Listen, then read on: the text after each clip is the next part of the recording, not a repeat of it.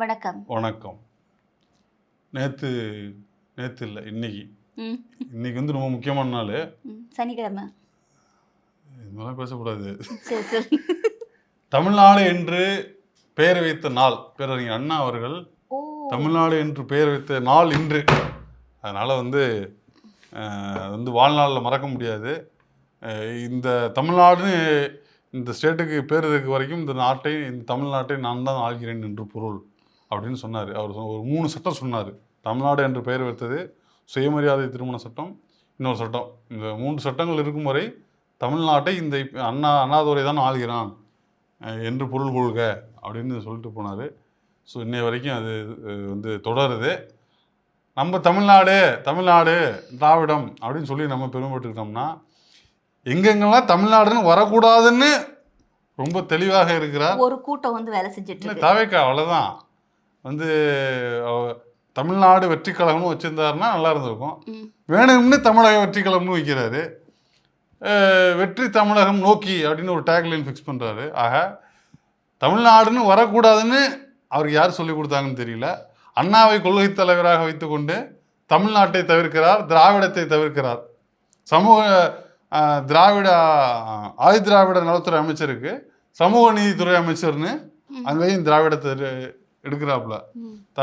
தமிழ் தேசியமும் திராவிடமும் எனக்கு கண்கள் அப்படின்ட்டு ரெண்டுத்தையுமே அவர் வந்து டெமாலிஷ் பண்றாப்புல. தமிழ் தேசியத்தையும் அவர் கணக்கில் கொள்ளல, திராவிடத்தையும் அவர் வந்து நீக்கிறாப்புல, தமிழ்நாட்டையும் நீக்கிறாப்புல அப்படின்னு இதுல தெரியுது. இந்த லட்சணத்துல நேத்து வந்து சைதாப்பேட்டையில் உள்ள MC ராஜா சமூக நல விடுதி, அந்த விடுதிக்கு போயிட்டு ஒரு செக்கப், இம்மிடியட்டான ஒரு செக்கப் போயிருக்காரு அப்படின்னு நம்ம நம்பணும். அப்படிலாம் போக மாட்டாங்க. ஒரு செக்கப்னா முதலமைச்சர் போறாருன்னா முன்னாடியே முதல் நாளே போயிட்டு அங்கே புரோட்டோகால் என்ன, பாதுகாப்பாக இருக்குதா, சிஎம் வராரு அப்படின்லாம் ஒரு பரபரப்புக்கு இடையில தான் போவாங்க. ஸோ அந்த மாதிரி நேற்று போயிருக்கிறாப்புல. எங்கள் அண்ணன் நல்லா பட்டு வேட்டி பட்டு சட்டை கட்டிட்டு ஜம்மன் ஹீரோ மாதிரி போயிட்டாரு. போய் அவரு நம்ம கையை அசிச்சுட்டு வந்துடலான்னு தான் போயிருப்பாரு. போனா மாட்டிக்கிட்டாரு. என்னன்னு நாங்க ஒரு பையன் வந்து கம்ப்ளைண்டா சொல்லி தள்ளுறாப்புல. கம்ப்ளைண்ட்னா அங்க அவர் ஃபேஸ் பண்ணக்கூடிய பிரச்சனைகளை ஸ்டூடெண்ட் சைட்ல இருந்து பேசுறாப்புல. ஒரு ரியாக்ஷன், ஒரு ஆமா அப்படியா சரி நான் பாத்துக்கிறேன். அந்த பையன் பேசும்போது அந்த பையனோட முகத்தை பார்க்க, சரி ஆஃபீஸரை கூப்பிட்டு என்ன விஷயம்னு கேட்க, ஒன்றும் இல்லை அவர் உள்வாங்குறாரு. ஹீஸ் லேர்னிங் ஃபெலிக்ஸ் தெரியாதா? அவர் வந்து எல்லாத்தையும் உள்வாங்குறாப்புல, எல்லாத்தையும் கவனிக்கிறாப்புல, எல்லாத்தையும் கேட்குறாப்புல. அந்த பையன் சொன்னதுக்கு நீங்கள் வந்து அந்த பையன் சொன்னது கம்ப்ளைண்ட்டுன்னு நினைக்கிறீங்க. நான் அப்படி நினைக்கல. அந்த பையன் ஒப்பிச்சான். நீட்டுக்காக அப்படி எல்லாத்தையும் படிச்சுட்டு வந்து எல்லாத்தையும் ஓகே அதெல்லாம் அங்கே உள்ள கம்ப்ளைண்ட் தான், ஆனால் இது ஒரு ப்ரீ பிளான்டு அப்படின்னு நான் நினைக்கிறேன். முன்னாடியே வந்தது அவன் வந்து போன ஆட்சியில் உள்ளதையும் சேர்த்து தான் சொல்கிறாப்புல அவர். அதான் அங்கே இருக்கிற விஷயமே. அதனால வந்து எல்லாத்தையும் அப்படியே பக்குவமாக பதுசா நான் கேட்டுக்கிறேன். ஹாஸ்டல்னாலே அந்த பிரச்சனைகள்லாம் இருக்கத்தான் செய்யும். இருக்கக்கூடாது, அதுதான் அடுத்தது சொல்ல வரேன். டைம் கொடுங்க. பொதுவாக ஹாஸ்டல்னாலேயே உங்களுக்கு சாப்பாடு சரியாக இருக்காது, ஹைஜீனிக்காக இருக்காது, கிளீன்லெஸ் இருக்காது, நிறைய டார்ச்சர்ஸ் இருக்கும். லேட்டாக போனால் சாப்பாடு இல்லைன்னா இல்லை அவ்வளோதானே முதல்ல ஏன் வரல அப்படின்லாம் சொல்லி கேட்பாங்க. இது வந்து எந்த ஆட்சியாளர்கள் மேலேயும் தவறு கிடையாது.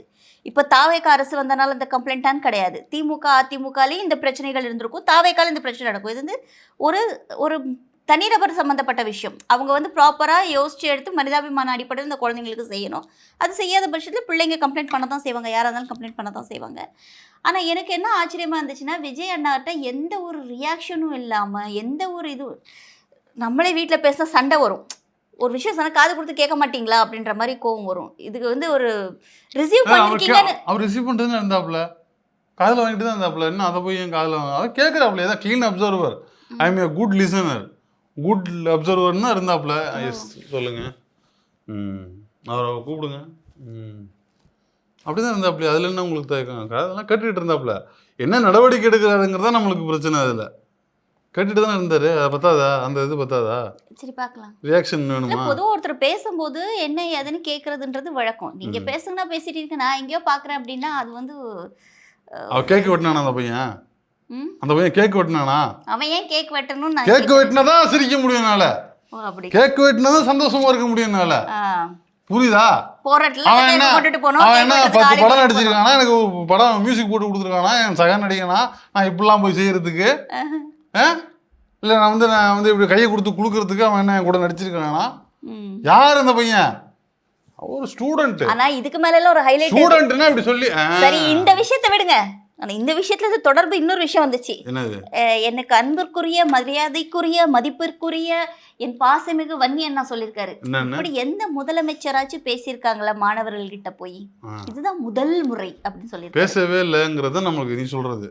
அவர் வாயை துறக்கலங்கிற துறக்கல. மாணவர்கள் கிட்ட போய் இந்த மாதிரி விடுதியில போய் மாணவர்கள்ட்ட பேசுறது இதுதான் முதல் முறைன்னு சொல்லி திரும்ப சொல்றேன். பேசல, அவரு கேட்டிருக்காரு. மாணவர்கள்ட்ட கேட்டது இதுதான் முதல் முறை அப்படின்னு வன்னியண்ணாக்கு இதுக்கு வந்து கடுமையான கண்டனங்கள். அண்ணே அவர் பேசல, கேட்கிறாரு. மாணவர்கள்ட்ட போய் முதல் முறையாக கேட்டார் அப்படின்னு சொன்னீங்கன்னா அதுவும் தப்பு. இதுக்கு முன்னாடி MK ஸ்டாலின் அவர்கள் போயிருக்காங்க. இதே ஆதி திராவிட விடுதிக்கு போயிருக்காரு, பெண்கள் விடுதிக்கு போயிருக்காங்க. அந்த விடுதிக்கு போயிருக்காரு. முக்கியமான விஷயம் என்னன்னா, இது வந்து ஆதி திராவிட உறைவிட பள்ளி வந்து அந்த மாதிரி ஹாஸ்டல் இருந்துச்சு. ஆதி திராவிடர் மாணவர்கள் விடுதி அப்படிலாம் இருந்துச்சு. அதை தான் என்ன பண்ணாங்கன்னா, போன அரசு வந்து சமூக நல விடுதி அப்படின்னு மாற்றினாங்க. ஹாஸ்டலை வந்து சமூக நல விடுதின்னு மாற்றினாங்க. ஓகேவா? அந்த ஒரு மாடலை வச்சுக்கிட்டு தான் இந்த அரசு என்ன பண்ணுதுன்னா, ஆதி திராவிட நலத்துறை அப்படின்னு ஒரு அமைச்சகத்தையே சமூக நீதித்துறை அப்படின்னு மாத்துது. அதாவது பசங்களுக்குள்ள எந்த பிரிவினை இருக்கக்கூடாது அப்படின்னு அது வந்து பிரச்சனையாகுது. அதை வந்து காலனிங்கிறத மாற்றணும், அது வந்து உளவியல் சிக்கலாக இருக்குது, அல்லது வந்து அது ஒரு பிரச்சனையாக பார்க்கப்படுதுங்கிறதுனால அதை வந்து மாற்றினாங்க. ஆனால் அமைச்சகத்துக்கு அந்த மாதிரி மாற்றுறது வந்து சரியான விஷயம் கிடையாது. அந்த விஷயத்தை தான் அந்த ஹாஸ்டலில் தான் நேற்று போயிருக்கிறாப்புல. போயிட்டு வன்னியண்ணன் கூட போயிருக்கிறாப்புல. வந்து இன்னொரு பிற்படுத்தப்பட்டதுறை அமைச்சர் அவரும் போயிருக்கிறாரு. போயினா நிறைய கம்ப்ளைண்ட்டு, அது சரியில்லை. ஏன் போன ஆட்சியில் உதயநிதி போகாத இடமா, உதயநிதி போகாத லெட்டினா பாத்ரூமா, ஹாஸ்டலா, எவ்வளோ ஸ்போர்ட்ஸுக்குன்னு இது தங்குற பசங்களுக்கு எவ்வளோ இன்னைக்கு அவ்வளோ. ஆக்சுவலாக போன ஆட்சியில் வந்து எல்லாத்தையும் ஸ்டார்ட் பண்ணி விட்டு போயிட்டாங்க. இவங்க போயிட்டு சும்மா இன்ஸ்பெக்ஷன் பண்ணிட்டு வராங்க எல்லாத்தையும். அப்படி இன்ஸ்பெக்ஷன் பண்ணிட்டு வந்ததுலயே தமிழ்நாடு 3வது இடத்துக்கு தள்ளி இருக்கிறார்கள். தொழில் வளர்ச்சியில இந்தியா லெவல்ல 2வது இருந்த மாநிலம் தமிழ்நாட்டை இன்னைக்கு வந்து 3வது இடத்திற்கு தள்ளப்பட்டிருக்கிறது. வாழ்த்துக்கள் தாவேகா அரசு. வாழ்த்துக்கள் கீர்த்தனா. கண்டிப்பா. ஐயோ மேடம், அந்த அமைச்சருக்கு தான் அந்த அமைச்சருக்கு தான் நம்ம நன்றி சொல்லணும். 2வது இருந்த தமிழ்நாட 3வது இடத்துக்கு கொண்டு போயிருக்கிறாங்க. அது எவ்வளவு பெரிய சாதனை. கண்டிப்பா. ஏன்னா எல்லாத்துக்கும் வந்து டைம் கேட்டாங்க. இது சட்டம் ஒழுங்கு சரியில்லை, 6 மாசம் டைம் கொடுங்க. கரண்ட் போகுது, 6 மாசம் டைம் கொடுங்கன்னு கேட்டாங்களா? இதுக்கு டைம் கேட்டாங்களா? கேட்கவே இல்லை. தொழில்துறையில செஞ்சாங்க. ஆந்திராவுக்கு எல்லாத்தையும் விட்டாங்க. எல்லா முதலீடும் ஆந்திராவுக்கு போனுச்சு, மகாராஷ்டிராவுக்கு போச்சு, குஜராத்துக்கு போச்சு. அழகா 2வது இருந்த தமிழ்நாடு கொரியா போயிட்டு வந்தாங்க. ஜப்பானோ கொரியாக்கோ போயிட்டு வந்தாங்க. அதெல்லாம் நம்ம எங்கேயோ போயிட்டு வந்தாங்க. 2வது இருந்த இடத்த 3வதுக்கு கொடுத்துட்டாங்க. ஏன் தெரியுமா? அது வந்து குஜராத் மேல உள்ள பாசம். 2 பெருசா 3 பெருசா? அது இல்ல, மகாராஷ்டிரா மேல உள்ள பாசம். 2 பெருசா 3 பெருசா? 3 தான் பெருசு. மகாராஷ்டிரா வந்து ஒரு தாழ்வு மனப்பான்மைக்குள்ள போயிடக்கூடாது. 3வது இருந்த தாழ்வு மனப்பான்மை ஆயிடும்ல. நமக்கு வந்து ஒரு ஒரு சாலிடான எங்க அண்ணன் விஜய் இருக்கிறாப்புல. அவர் ரொம்ப காம்ப்ளெக்ஸான ஆளு, காம்பவுண்டான ஆளு அவரு. அதனால வந்து அவரு தாங்கிக்க ஒரு 3வது இடம் வந்தா மகாராஷ்டிரா தாங்குமா? அபிராமி. அதனால வந்து மகாராஷ்டிரா 2க்கு போக சொல்லிட்டு நாங்க 3வது இடத்துல ஒன்னும் பிரச்சனை இல்ல அப்படின்னு. தமிழ்நாடு 3வதுக்கு வந்தாலும் 4வதுக்கு வந்தாலும் பிரச்சனை இல்ல. எங்க அண்ணனை பத்தி இந்தியாவே பேசுது. அதுதான் இன்னைக்கு வந்து ஹைலைட். அதுதானே முக்கியமா வேணும். தல்பதி விஜய். ஆமா, தல்பதி விஜய் இல்லைங்க. தல்பதி விஜய் வந்து இன்னைக்கு வந்து அங்க என்ன பரப்பப்பட்டு இருக்கு, இப்ப புது ஒரு நரேட்டிவ் செட் பண்ணிட்டு இருக்காங்க. என்னன்னா, தனியார் மருத்துவமனையில சிகிச்சை பெற்று பலனளிக்காமல் இறந்து விட்டால் அதற்கான சிகிச்சை கட்டணம் செலுத்த வேண்டிய அவசியம் இல்லை அப்படின்னு சிஎம் தல்பதி விஜய் அவர்கள் அனௌன்ஸ் பண்ணிருக்காரு. இது தமிழ்நாட்டுக்கு மிகப்பெரிய ஒரு வரப்பிரசாதம். தல்பதி விஜய் தனியார் மருத்துவமனை எங்கனாலுமே அப்படியா அப்படின்னு நமக்கு தெரியல. பாவி பயிலும் அங்க நரேட்டிவ் செட் பண்ணிட்டு இருக்கானுங்க நார்த் இந்தியால. நான் என்ன கேக்குறேன், செத்து போனதுக்கு எதுக்குடா சிகிச்சை எடுக்கணும்? ஃபீஸ் கட்ட வேண்டாமா? சோ செத்து போனா தனியார் மருத்துவமனைக்கு பைசா கட்ட வேண்டாம். இது வந்து ஒரு ஃபேக் நரேட்டிவ். என்ன நொப்படியா? உண்மையா? நான் உடனே நாளைக்கு போய் தனியார் ஹாஸ்பிடல்ல ஜாயின் பண்றேன். ஃபேக் நரேட்டிவ் வந்து நார்த் இந்தியால ஃபேக் நியூஸா? நார்த் இந்தியால இதை வந்து நெரேட்டிவ் செட் பண்ணிட்டு இருக்கானுங்க. விஜய் வந்துட்டாரு, தமிழ்நாடு இப்படி மாறிடுச்சு, விஜய் வந்துட்டாரு, தமிழ்நாடு இப்படி மாறிடுச்சு, இதெல்லாம் கொண்டுட்டு வந்திருக்காங்க, இதெல்லாம் செய்யறாங்க. தமிழ்நாட்டுக்குள்ளே வரல இந்த நியூஸ் தெரியாதுல. நார்த் இந்தியாவுக்கு ஸ்பெஷல் நியூஸா?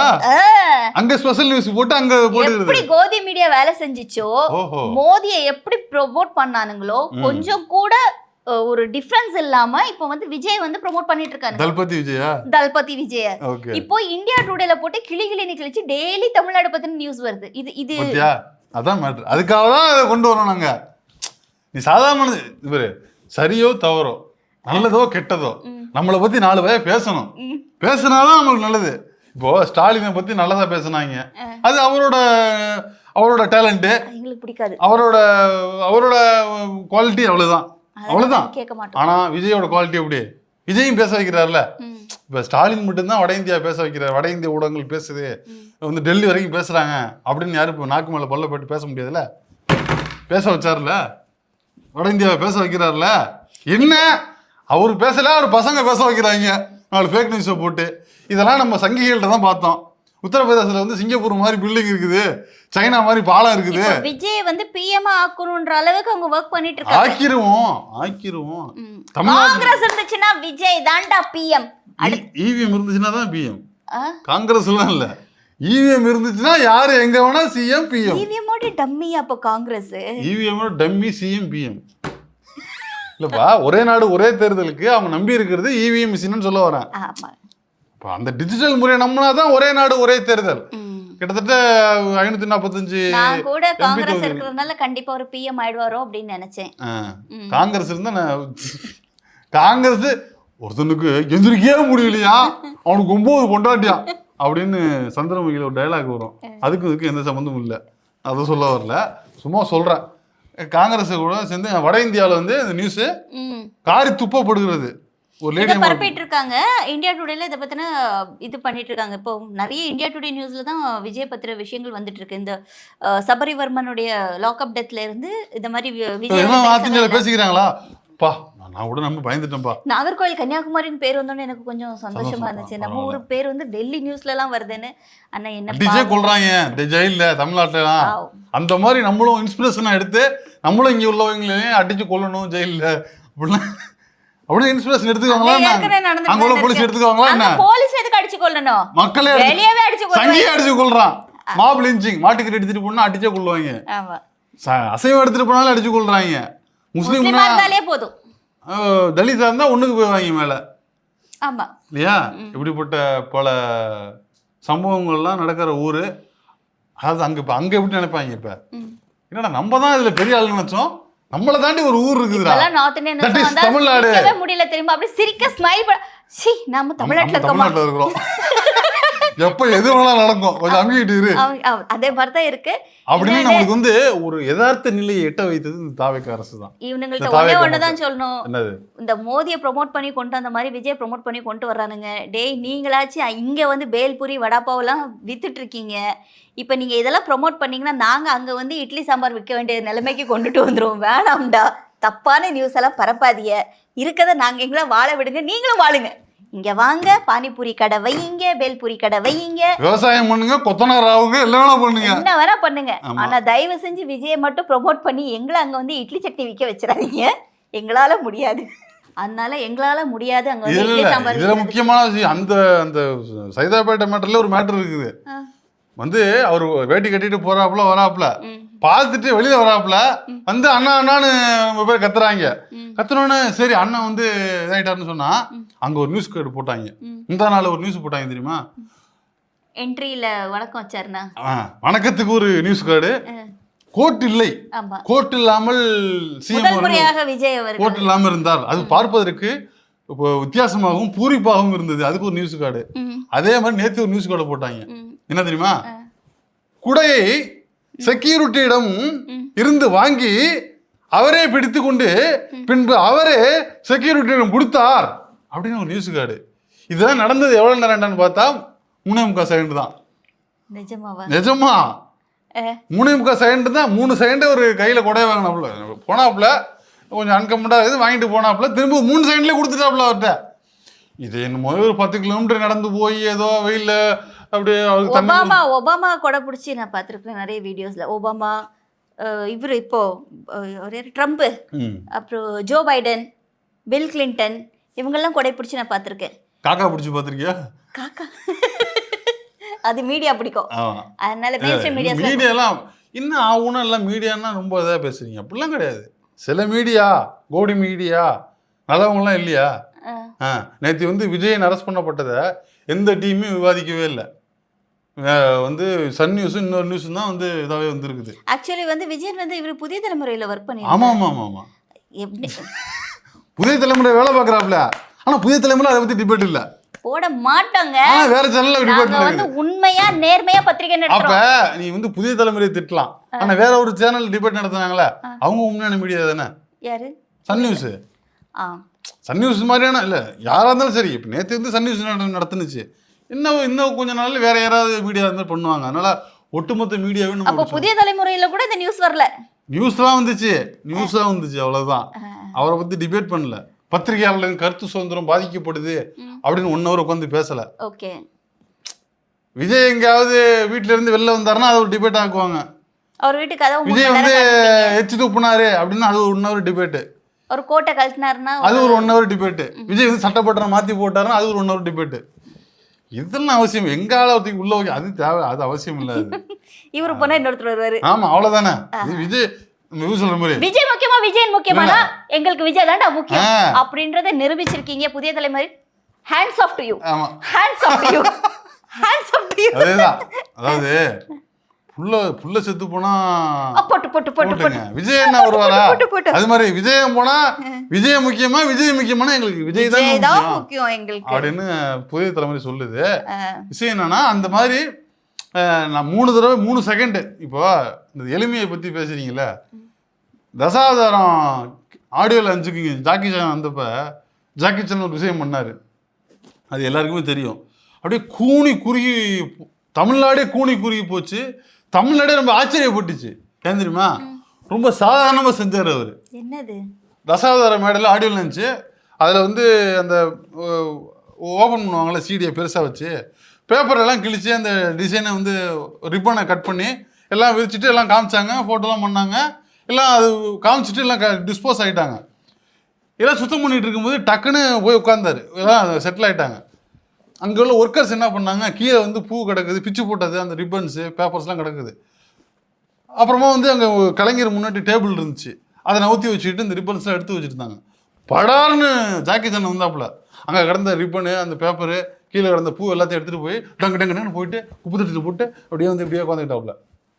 அது அவர் யாரையுமே எதிர்பார்க்கல, யாரையும் கூப்பிடல, நடிக்கவே இல்லை, ரொம்ப இயல்பாக செஞ்சார். இதை பார்த்துட்டு அங்கே இருந்த ஆடியன்ஸே ஓன்னு கத்துனாங்க. ஏன் தெரியுமா? தமிழ்நாட்டில் அந்த மாதிரி ஒரு நடைமுறையே கிடையாது. அவர் ஜப்பான்காரர். அவர் ஜப்பானா ஜாக்கி சான்? அவர் என்ன ஜப்பான் தானே? அவர் வந்து என்னன்னா அவருக்கு அது வந்து இயல்பு. கீழே குப்பை கிடக்கக்கூடாது, அது யார் வேணா எடுக்கலாம். நம்ம ஊரில் எப்படி குனிஞ்சா நியூஸு, இவந்தா நியூஸு, தொட்டா நியூஸு, எல்லா நியூஸு. அவரே சாப்பிட்டாரு. அப்பேற்பட்ட ஊர் மக்கள் மத்தியில குளிச்சாரு, பேப்பரை எடுத்து போட்டதை பார்த்துட்டு ஓடு கத்துறாங்க. அவரு யோசிக்கிறாரு, என்ன பேப்பரை எடுத்து போட்டதுக்கு எதுக்கு இவனுங்க சிரிக்கிறானுங்க, பேப்பரை எடுத்து போட்டதுக்கு எதுக்கு இவனுங்க ஒவ்வொன்று கத்துறாங்கன்னா அந்த அளவுக்கு தான் நம்ம இருக்கிறோம். அதே மாதிரி ஒரு சம்பவம் தான் நேத்து நடந்ததும். இப்போ தாவே காட்சியில எவ்வளவு எளிமையான ஆட்சி நடக்குது அப்படின்றதுக்கு என்ன பெரிய ஜாக்கி சானை பத்தி சொல்லிட்டு இருக்கீங்க? எங்க விஜய் அண்ணா இருக்கும்போது நான் ஒரு நியூஸ் சொல்றேன் பாருங்க. எங்க புசி ஆனந்த் ஐயா சொல்லியிருக்காரு, இந்தியாவே திரும்பி பார்க்கும் அளவுக்கு ஒரு ஆட்சி நடக்கிறது, அது தமிழ்நாட்டில் தான் அப்படின்னு சொல்லிட்டு ஜனநாயகம் படத்தை திருவிழா மாதிரி கொண்டாடணும் அப்படின்னு சொல்லியிருக்காரு. எது ஜனநாயகம் படத்தை ஏற்கனவே ட்ரைலர் பார்க்க போயிட்டு தரடா இதுல எத்தனை பேர் பேனர் கட்டுறேன்னு சாப்பிட்றான்னு தெரியல, எத்தனை பேர் வந்து பால் ஊத்துறேன் அப்படின்னு சாப்பிட்றான், எத்தனை ஒரு பஸ் மேல ஆறு சாப்பிட்றான்னு தெரியல, எத்தனை உயிர் பள்ளி வர போகுதுன்னு தெரியல. அதனால ஜனநாயகம் அவங்க எல்லாருக்கும் அரசு வேலை கன்ஃபார்ம். கண்டிப்பா உங்களுக்கு வேலை வேணும்னா ஜனநாயகம் அன்னைக்கு ரிலீஸ் அன்னைக்கு எல்லாருமே ரொம்ப தெளிவா ரொம்ப தைரியமா தன்னம்பிக்கையோடு காத்துட்டு இருக்கீங்க. வேலை கிடைக்கிறதுக்கான வாய்ப்பு இருக்கு. 40 லட்சம் கிடைக்குமா என்னன்னு தெரியாது. ஏன்னா முன்னாடி அரசு 10 லட்சமும் அண்ணன் 20 லட்சமும் கொடுத்தாரு. இப்போ அண்ணனே அரசா இருக்கிறதுனால ஒருவேளை அந்த 10 லட்சத்தை 5 லட்சமாவும் ஆக்கலாம், 2 லட்சமாவும் ஆக்கலாம். பார்ப்போம்.